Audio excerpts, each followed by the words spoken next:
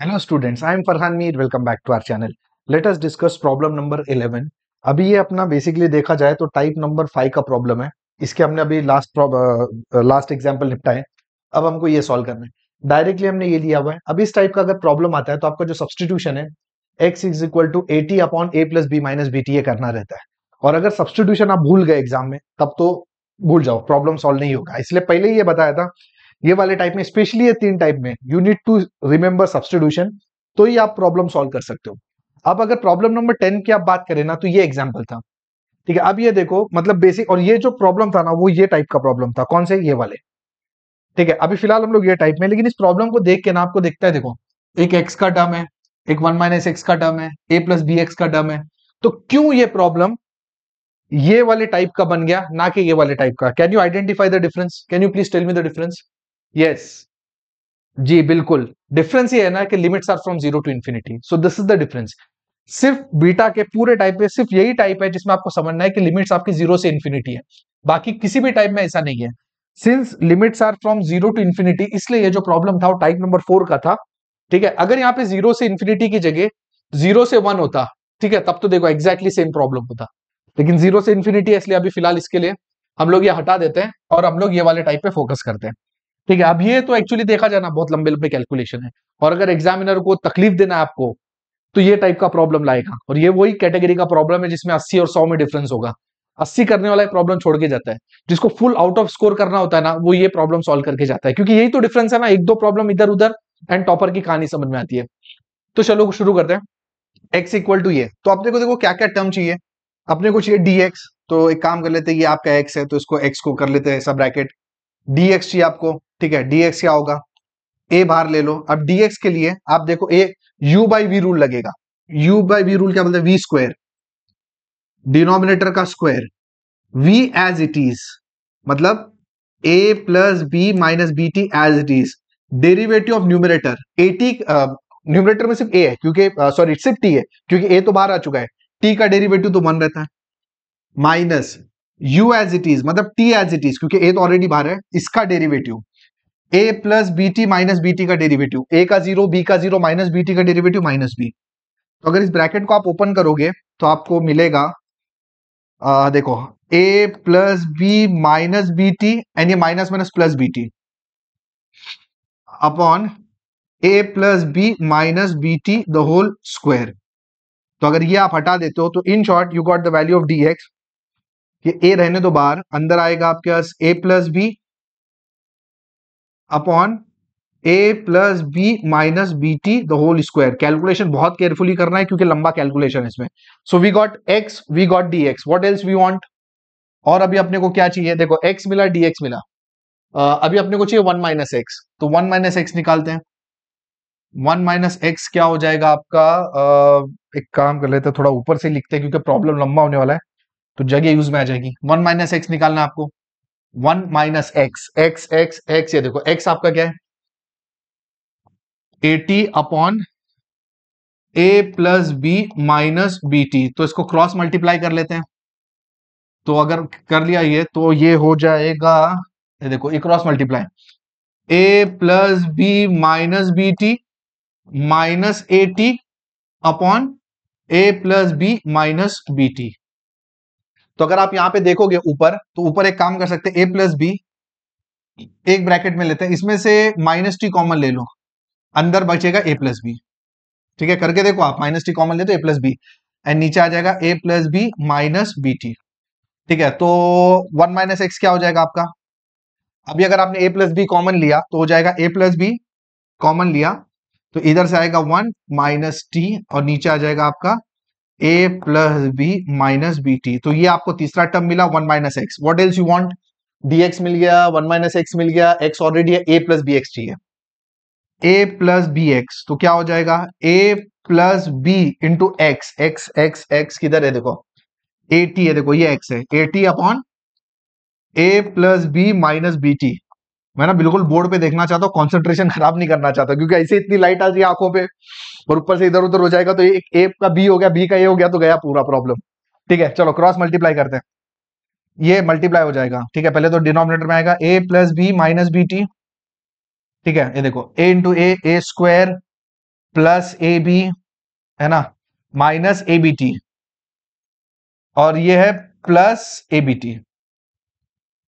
तो in short a plus b x आपका आएगा, ये ए बी टी तो कटा, इसमें से ए कॉमन निकाल लो, अंदर बचेगा ए प्लस बी, इसलिए कॉमन निकाल रहे ना क्योंकि देखो ऑलरेडी ए प्लस बी अपने पास फॉर्मेट में चीजें अवेलेबल है, upon a plus b minus b t. तो ये आपका रेडी हो गया ए प्लस बी एक्स। अब जब सब कुछ अपने पास रेडी है ना, तो ये पूरे को उठा के आई में पुट करते हैं, एंड ऑब्वियस सी बात है, और उसके पहले आपको लिमिट भी चेक करनी पड़ेगी। एक काम करते हैं, यही चेक कर लेते हैं, चेंज तो होना नहीं है, ठीक है, 0 to 1 ही रहना है, एक्स एंड टी 0 to 1, ठीक है। डाल के एक बार देख लो, अगर आपने एक्स की जगह 0 डाला, ठीक है, तो देखो ना, ये into 0 0, a t is equal to 0, t equal to 0। और अगर आपने एक्स की जगह पे आपने डाला 1, ठीक है, ये देखो मैं फिर भी यहाँ पे बता देता हूँ, एक्स की जगह आपने 1 डाला, तो ये देखो 1 आ गया, ये आपका ए टी है, upon a plus b minus b t, इसको क्रॉस मल्टीप्लाई कर लो, तो a plus b minus b t is equal to a t, ठीक है। एक काम कर लो, उसको उधर ले लो, a plus b is equal to a t plus b t, है ना। ए प्लस बी क्या हो जाएगा आपका, अगर टी कॉमन निकालो तो ए प्लस बी, तो in short t is equal to 1 हो जाएगा, ठीक है। तो ये मैं बता नहीं रहा आपको, मतलब लिख नहीं रहे हम लोग, ठीक है, समझ ही रहे होंगे आप। अगर आपको कंफ्यूजन है तो आप लिख के ले सकते हो इस वीडियो को पॉज करके, ठीक है। हम लोग फिलहाल यहाँ पे नहीं रख रहे, बट आप समझ गए ना, ठीक है। आप चाहें तो वीडियो को पॉज करो और ये चीजों को नोट करके रखो। अभी यहाँ पे ना बहुत बड़ा होने वाला है, ठीक है। पहले तो एक काम कर लेता हूँ, पहले लिख लेता हूँ, पता नहीं कितना बड़ा होएगा, ठीक है, उसके बाद ही अपन लिख लेंगे इधर। तो देखो, सबसे पहले x raise to m minus one, x की वैल्यू क्या है, देखो ये है, ठीक है। तो क्या है, a t upon a plus b minus b t, ठीक है, raise to m minus one, ये आ गया एक टर्म, तो ये हो गया इधर सबमिट। अब ये 1 माइनस एक्स, अब 1 माइनस एक्स अपना इधर raise to n minus one है, तो बेसिकली ये क्या होगा, ये देखो यहां पे दो टर्म है, a plus b and 1 minus t upon a plus b minus b t raise to, ये हो जाएगा एन माइनस वन, ठीक है। एंड ये पूरा नीचे आ रहा है क्योंकि डिवाइडेड बाय अपने पास ए प्लस बी एक्स। अब ए प्लस बी एक्स आपके पास ये है बराबर, a plus b upon a plus b minus b t, and उसका कितना, raise to m plus n, तो ये raise to m plus n, and आपके पास एक dx भी है, वो भी कहानी है, तो dx किधर है। तो प्रॉब्लम एक्चुअली ना सिर्फ थोड़ा सा लेंदी है, बाकी अगर आप केयरफुली करोगे ना तो प्रॉब्लम में कुछ नहीं है, लेकिन वही बात है, एग्जाम के प्रेशर में इतने सब कैलकुलेशन हैंडल करना ये इतना आसान होता नहीं है। तो इसके लिए मैंने बोला ना, अगर आपको एग्जामिनर को अपनी वाट लगाना है, एंड यहाँ पे आ जाएगा आपका dt, और ये हर बार की तरह dx निकालते हो, यहाँ पे dt में भूल गया, तो dt भी लाना है अपने को, ठीक है। तो ये सब कहानी तो तब स्टार्ट होगी जब ये सब्स्टिट्यूशन याद रख के जाओगे, सब्स्टिट्यूशन ही भूल गया तो खत्म कहानी, ठीक है। तो आगे बढ़ते हैं, एंड अभी देखते हैं, सबसे पहले तो एक काम कर लो, और ये आई है, ये तो लिखा ही नहीं था, एंड ये पूरा 0 to 1 है, ठीक है। सबसे पहले एक काम कर लेते हैं कि जो कांस्टेंट है ना उसको बाहर निकाल लेते हैं। अब कांस्टेंट कौन से टर्म हो गए, कांस्टेंट वो टर्म हो गए जिसमें टी नहीं है, तो ऐसे जो टर्म है ना वो तो प्लेन एक ए है, तो एक काम कर लेते हैं, एक ए निकाल लेते हैं, देखो कितने ए हैं, a raise to m minus one है, ठीक है, थोड़ा केयरफुली, और किधर ए है, और क्या कांस्टेंट, ये देखो ये ए प्लस बी भी कांस्टेंट है, जिसमें टी नहीं है वो कांस्टेंट है, raise to n minus one है, तो इसे ले लेते बाहर, a plus b raise to n minus one, और क्या है, इधर ए हो गया, एक ये हो गया, इसमें टी है, इसमें भी टी है, एक ये टर्म बाहर निकलेंगे दोनों, a and a plus b, ठीक है। एंड उसके बाद एक मिनट dx, ठीक है, उसके बाद ये देखो, ये नीचे आपके पास है, देखो ये वाला हो गया, ये वाला हो गया, ये वाला हो गया, इसमें टी है, इसमें टी है, इसमें टी है, छोड़ो। अब यहां देखो, ये वाला निकाल लो, a raise to m plus n, a plus b raise to m plus n, मतलब ये भी निकाल लिया, इसमें तो टी है, इसमें भी टी है, तो आई थिंक जितने कांस्टेंट वाले टर्म है ना पूरे निकल गए। अब अंदर देखते क्या है, अब अंदर देखते कौन कौन से टर्म बचते हैं, ठीक है। ये देखो, एक तो t raise to m minus one बचा, क्यों, क्योंकि ए तो ऑलरेडी जा चुका है, ये एक बचा टर्म, ये नीचे है अपने पास, a plus b minus b t raise to m minus one, ठीक है। तो ये दोनों टर्म अपने सॉर्ट आउट हो गए। अब आगे देखते हैं, ये टर्म का हो गया पूरा, अब इस टर्म की बात करते हैं। इस टर्म में से ये तो ऑलरेडी आप निकाल चुके हो, ये एक बचा आपके पास 1 minus t raise to n minus 1, ये एक बचा। ठीक है, ये एक टर्म अभी बचा और ये टर्म एक्चुअली नीचे है, तो नीचे लिख लेते हैं इसको a plus b minus b t raise to n minus 1। ठीक है, तो ये टर्म की कहानी हो गई। ये टर्म में ये तो ऑलरेडी निकाल चुके थे, ये भी निकाल चुके हैं और ये भी निकाल चुके हैं, ये हो गया, ये हो गया। अब आगे बढ़ते हैं इसका। अब इसमें अगर देखोगे ना, तो ये जो टर्म है, ये नीचे वाला, ये एक्चुअली ऊपर है ना, तो ऊपर लिख लेते हैं इसको a plus b minus b t raise to m plus n. और क्या बचा भाई, और ये तो ऑलरेडी बाहर निकल चुके हैं, ये जा चुका है। अब ये टर्म बचा, ये एक्चुअली नीचे है, तो नीचे लिख लेते हैं इसको।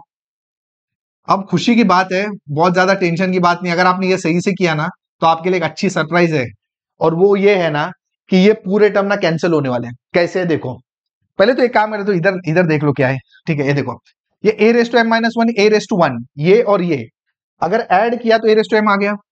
ठीक है ना, next a plus b raise to n minus 1, a plus b raise to 1, ये दोनों का पावर ऐड होगा तो आ जाएगा a plus b raise to n। Next divided by, इसको आप ऐसा लिख सकते हो ना, a raise to m a raise to n।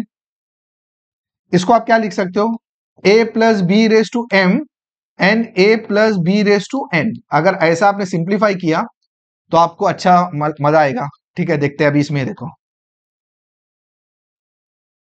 तो ये दो ही टर्म बचे इधर। अब अंदर क्या क्या बचता है, देखो एक तो आपका ये टर्म तो बच गया, ठीक है, और ये भी बच गया।